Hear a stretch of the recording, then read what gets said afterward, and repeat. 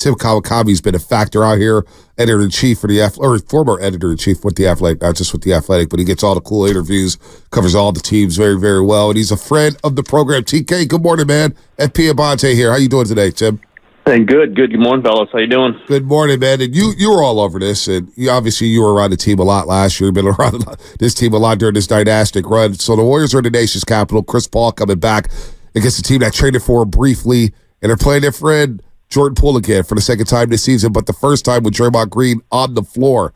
We're kind of just rehashing what happened and seeing what's going on with Jordan Poole. And FP, he's a former baseball player and played in the big leagues, and saying, look, a punch shouldn't derail your career. Now, Jordan Poole has a lot of time to fix his career, but the last two seasons obviously has gone awry, especially during the postseason last year. This year has been awful coming off the bench. How do you view the Jordan Poole situation now that he's been gone this season, TK? Because you're all over it. He was a different dude once he got punched. I think everybody can admit that. Yeah, I mean, he obviously was a big part of the championship run in 22. There's no question about that. I come at it from a little different because I was never the biggest fan of his game. Thought it was off script stuff, which I know you need, and it helped the Warriors when he was really focused. But sometimes he would be bad even then. Like, his ups and downs were pretty highly skewed, and sometimes you can't really do that when you're trying to win big games. He was big for them. Boston series was huge. Memphis series was huge. I'm not discounting that. I just think he was a little different guy. And, the way I put it, I'm not trying to be mean to Poole, because you should never be punched. This should not happen. Certainly not a teammate, Draymond, Violet, all that. But it just wasn't a shock that it was Poole who elicited that. Also, early in the season, Steph was shaking his head at him at some mistakes that season. Kerr, would be exasperated by him. He just did exasperating things, not to deserve getting punched. Not that. I always want to be clear about that. That was Draymond's. He's got the blame that he had to deal with it, not Jordan Poole. But this was an exasperating guy, still is, and I think that was in a winning situation. That was when he had those guys, Steph for sure, and other people that, this is our standard. This is how we play. I think he fit within that as best he could. You put him on a terrible losing situation, it's going to exaggerate the worst of them. We've seen this over and over again in the NBA. There's a culture that wins, and there's a kind of cultures that don't win. Like, the cultures that win are all the same, and the cultures that lose are all different, but they end up the same place. Mm-hmm. The Wizards are an ultimate losing situation. Yep. They tend to gather these kinds of players, scattered, distracted players, put them all together, and it's the worst thing for Jordan Poole. No, not the worst thing for his salary and for all that kind of thing. He's still young, but I think the things that were loose and kind of bothersome with the Warriors that could be managed at times and sometimes not are completely just out there with the Wizards, and we're seeing it. And even the Wizards of all teams are saying this isn't good enough for us. That's a pretty low standard. But I'm not terribly surprised by it. His February was just god-awful. I mean, he's picked it up a little bit over the last couple of games, but for the last couple of games, he's averaging 9 points a game in the month of February, shooting in the 20s and the 30s here. But Steve Kerr, let's get your thoughts on that. Steve Kerr's contract extension came out of note right before tip-off against the Hornets. We're about to go off the air for the pregame show. Boom, Steve Kerr gets a fat, shiny extension. Why now? Did you expect it to happen? I guess you expected it to happen because it was always on the table, but the timing was a little weird to me, TK. Yeah, it was weird. It was, I do think when you think back on it, it was kind of like one of the last times they could have comfortably do it and not feel like they're up against, they start getting towards the next few weeks. You're in the stretch run, and why are you doing a contract negotiation in the stretch run? You might as well just wait till after. Yet, if you go through the playoffs, then it's like he could go. He could go at any time. Like, that kind of was the Myers thing. Different situation, different guys. But if you go too far, then you start playing with fate. Like, then what happens if they go on a 7-game losing streak? What I'm not saying they were. What happens if the playoffs are terrible? What if they get blown out? Emotions become much more involved. What if Kerr is just tired, wrung out, and can't talk about a contract? I think this was kind of the last moment. They were on an uptick. They saw things they wanted to see. Kerr felt good things about it. I think they both knew by far the likeliest situation was he was going to come back next season in some form. Steph Curry wants him to come back. As I always say, Steph Curry is going to have the coach he wants. The coach he wants is Steve Kerr. That's not in question. It just was a matter of process. I think the timing was they had an uptick. Jonathan Kuminga's playing, which was a big deal for the front office. You know this, Bonta. This was the tension. Yep. Play the young guys. Kuminga's the guy. Wiseman didn't work out, but Kuminga's the guy. Wiseman, Kuminga playing more. Kerr worked that in, figured that out. The rotation got settled. The team started playing better. So if you're not going to do it then, you might have to wait till the end of the season. If you wait till the end of the season, who knows what could happen? There's all kinds of variables with that one. Then Kerr's got to do the Olympics, right? I mean, Things really start to get faster at that point. Do it now. Maybe they had another few weeks they could have done it, but if you decided to do it, if Steph Curry is going to be on your team, which he is, you bring the coach back that he wants, that is now working with the young players, and has the team pointing in the right direction. Once that team kind of started winning with Kuminga in there, I think they might as well do it. The price tag is there was nothing to negotiate. It's got to be higher than Monty Williams, right? You can't pay Steve Kerr less than Monty Williams. So once that's hit, once you're there and everybody feels comfortable with where you are, you're not going to say, okay, maybe you got to do this, maybe you got to do that. Just like this, we like what's going on. I think that was the time. And, they had to get it on at the end of your show. They made sure they had to get it on the end of your show. Yeah, I wanted it on a Thursday night so I could talk about it the next day on radio. I had to wait till Monday to talk about it on radio. Nobody cared because the Warriors lost to the Nuggets. They buried the lead. Go ahead, get in there. Tim, we were talking about this earlier in the show. Klay Thompson and Chris Paul coming off the bench now. How many teams have two future Hall of Famers coming off the bench? It speaks volumes of what they think about Podziemski and Kuminga. But help me out with Chris Paul. How is he going to make a difference? Because I still haven't wrapped my head around Chris Paul as a Warrior. I know he doesn't turn the ball over. I know he's a professional. I know he's great off the bench. Maybe he has a great influence on the younger players and stuff that we can't see. But help get me excited about CP3 coming back tonight. Well, I just know what they think. He was one of their better players before he got hurt. I mean, that's statistically, it's just there. That's mostly because the starting lineup at that point was terrible, but you don't discount what he did. If he was bad in the early season, the Warriors would have been way worse than they were. I mean, they wouldn't even be near 500 because that starting lineup was terrible. Draymond was hurt and suspended twice. Klay was not playing well. Wiggins was playing terribly. Looney was not playing well. They needed that second unit of Chris Paul and Chris Paul blending in with the first unit for a lot of minutes and closing games to kind of hold on. They needed him. Now, they're a different team now, but you can't throw that away. The guy can run a unit. He can get you organized. We've seen them be scattered at times. We've seen them not be able to get the ball over half court against pressure because Steph's getting doubled and no one else wants the ball. They need somebody at times to just say, I'll take it up. Steph's going to be fine. I'll take it up. We'll get into the set, and it won't be panic time. We've seen them panic, at the end of games, certainly, when they've just thrown away games. Can they spot him in those moments? Yes. I don't think he's going to be playing 30 minutes. I think that's put a lock on that. He was 29 minutes a game early in the season. He's not going to be that. He's going to be 22, maybe, max 24. Sometimes he's going to play 16.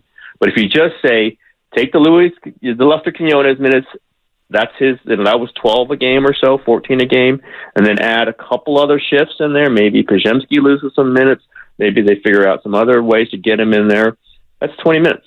And 20 minutes of Chris Paul where you're not matching him maybe against the toughest, big guard. If you're not forcing him into a catch-up situation, if you're just trying to hold on to a lead, sustain it while Steph's out, I mean, it's better than Quinones, right? It's better than some of the other things they've done. And they'll see, and they'll go, this is a very practical team. If it's not working, they'll limit it. If it is working, they'll play him more. That's one thing I think fans that haven't picked up about this team is Steph and Draymond are very practical. What works? What's working? If it's not working, let's change it. Let's get Kuminga to play more. Let's do this. James Wiseman, they threw him out there a couple of years ago. He was terrible. He's out of the lineup. That locker room kind of manages that with Steve Kerr. They're going to manage it with Chris Paul. Now, I don't know what Chris Paul's reaction is going to be if he's not closing most games, and I don't expect him to, but that's all part of it too. They got to manage those emotions. I think Chris Paul does not want to be the guy that screws this up pointedly. So if they're winning, I would imagine they're looking at Chris Paul for 20 very precise minutes and probably not out there for most of the closing parts of games.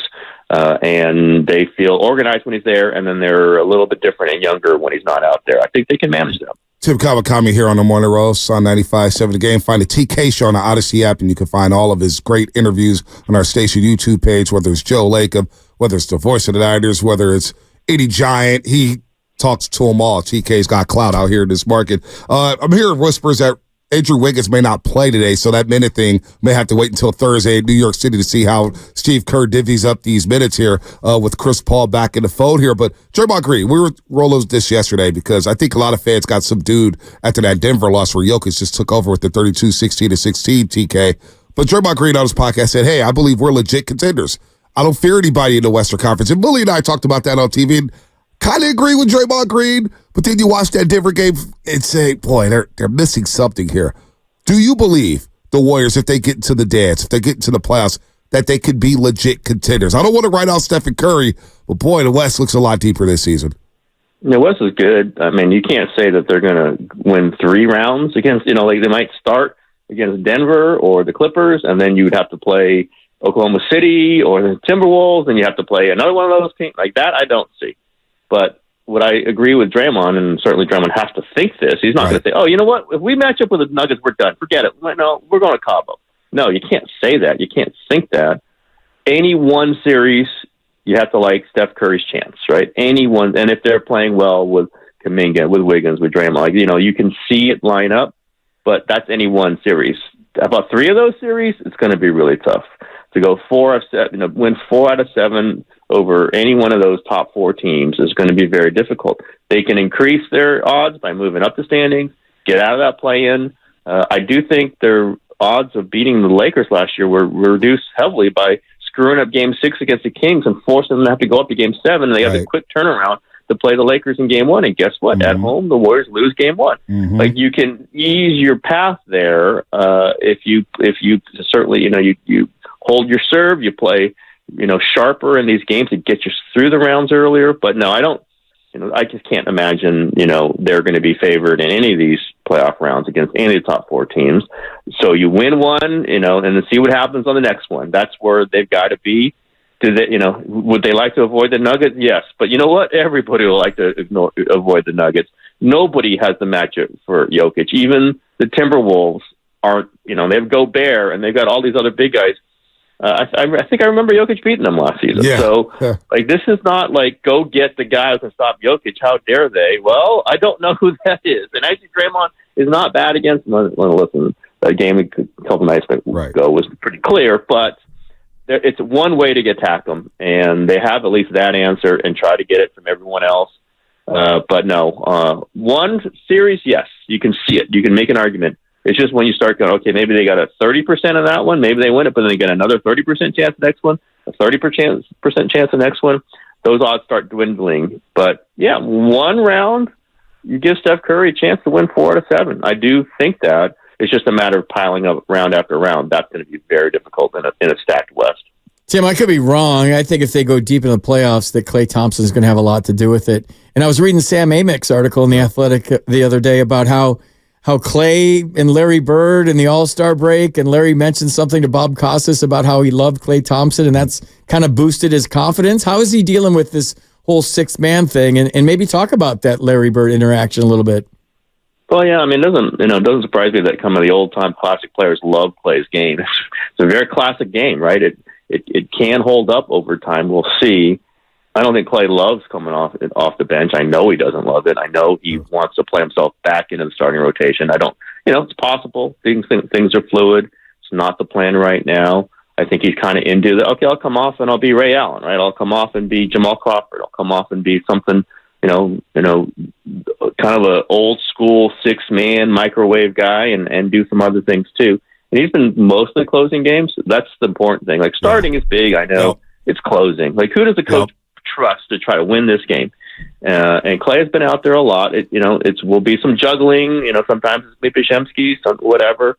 But I think he's embracing that part of it. Now they start losing and he's not starting. That's when it always becomes the question. It's not when you're winning, because who wants to be the guy who's bitching when you're winning? You don't want to be that guy. It's not who the Warriors are. When that happens, that player tends to leave. And these guys have stuck this out and have won, and they don't want to be that guy. Now, if they're losing and Klay's not, starting or closing, it's the same thing with Chris Paul. Like, wait a minute, I'm who I am. Look, you see what I've done? We can be winning if I'm out there. We'll have to see. Maybe that never happens, but we'll have to see. I think he's, at this point, accepting who he is more so than he has, like, in the past year or so. He understands that Podziemski's really productive. He knows he's still going to get 26, 28 minutes. He's going to get shots up. He gets that. Klay is not dumb. He's just super competitive. He wants to play every minute possible. He thinks he's going to make every shot. Some of that's got to be calibrated now because it's a little different. But there's still going to be frustrations. Right. He's still going to want to play as much as he can. It's just a matter, are they winning? Are they winning? And it's Steph. What's best for the Steph era? Steph is going to decide a lot of these things, right? And it's going to be towards what's going to be able to win the most games, play the best minutes. What's the most efficient way to do this? And they'll have to figure this out as the season goes on. I think it's more pointed towards next season. We'll see what Klay's role if he's back next season.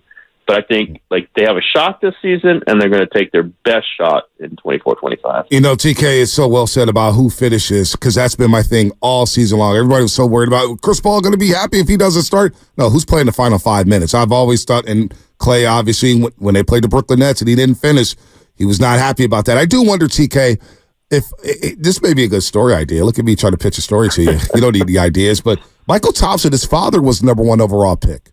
Right? And went to Portland, got drafted by Portland, went to San Antonio, and when he won his championships, he came off the bench. Now, he's a different player from when he came out of college, but if there's anybody who has perspective on being the number 1 overall pick and starting and being that guy to coming off the bench for a championship team, it's his own dad, Michael Thompson. Yeah, Michael's is a large part of instilling what we've seen in Klay. And I hear all the time about how he rails against other players on other teams who don't think about winning first, who don't sacrifice things for winning. Now, Klay's got to do it here. But it's different. Listen, Klay won championships, right, as a starter and as a great player. Michael was a role player, no doubt. I get it. Michael got hurt, I think, too. There's some different things. He gets to the Magic, Showtime Lakers, and adapts his game. It's a little different. It's a lot different, let's say. But no, Michael's in his ear. I love Michael. I love talking to Michael. One of my favorite guys. And he is all about winning. He is all about, this is the structure you have to, put down for yourself in order to help your team win. It's just different for Klay. He thinks he's still the guy, and sometimes he still is the guy who was such an incredible player, a Hall of Fame player at his best, who got hurt at his best, guy. Remember that. He was at his best. Game 6, he was bleeping incredible. And then he gets hurt. And then 2 years, and then tears his Achilles. And he wants to come back and be that guy again. He was 30 when he came back? Yep. And he lost 2 incredible peak years. I think we have to understand that, too. And he worked so hard to get back there. Had a great run in 2022 to help him to the championship. Thought that he's going to pick up from there. No, I think those 2 years still wear on him. Those 2 years will never, what he lost there, he'll never get back. And we see it go up and down because he just can't be that guy. His legs don't allow him to be that guy every night. So it's just part of the emotions. It's just when you're been to that top, when you've been that kind of player, when you've been, a guy played the most minutes in the finals, by the way, in 2022. That's still a stat that's amazing to me. He comes back in the middle of the season after 2 years out with 2 massive leg injuries, and he has the most minutes in the finals in a Game 6, 6-game series. So it's just he's got to ride that out. I don't know his dad ever really had to ride that stuff out, but he's got other people he can talk to, other people who he can listen to, other careers he can pattern himself after. Kobe obviously was such a huge influence for him. No doubt. But he's a strong-willed guy. Again, he's so strong. Draymond and Steph joke about how strong-willed this guy is, and these are 2 pretty strong-willed dudes, by the way, who point to Klay as the most competitive of all. When you're that competitive, you don't want the fire to burn out and say, hey, you know what? That's okay. I'll play 20 minutes a game. That's fine. You want the guy to fight for more minutes. You want the guy to be upset when he doesn't play, the full rotation. Then it's how he deals with it later. you want the fire to burn, but you also want that player to understand what's best for the team. And he's not the only one going through this right now. CP will be going through this. Yep. I'm sure Kevon Looney's going through this. Yep. At points, Wiggins has gone through this. Draymond goes through this sometimes where he doesn't play a full rotation, and Kerr I'm gonna stay with TJD out there, like what he did a couple games ago. Right. TK, everybody real quick. Everybody but 30 has to deal with that stuff. 30's in a whole other level. He's 8 years ago today. He made that double bag shot for Mike Breed in OKC, was dropping 46. It's crazy that he hasn't really chopped off months from that point when he was unanimous MVP, still playing at a high level. We got 30 seconds left, TK, before we got to run here. Brendan Staley, is that the new defensive coordinator for the 49ers? It could be. I mean, I've heard like they have another candidate or two that they were pursuing, and there's been some complications. So it could be Staley. I mean, I don't know. I'm not a Staley guy, but it's the Fangio system. Will he have his own thing? But he's super talented. I mean, I don't doubt that he has been an early candidate. He's somebody they've looked at. We'll see. It's not exactly what they were talking about, but we'll see. I mean, maybe they go to him as somebody they can count on. They know can run the defense. I'm not sure he fits every category, though, but I could be wrong. All right, TK. Good stuff as always, man. Check out the TK Show on the Odyssey app, and you can find all his interviews on our YouTube station page, 95.7 The Game. TK, you're always good to us, man. Keep up the great work over there at The Athletic.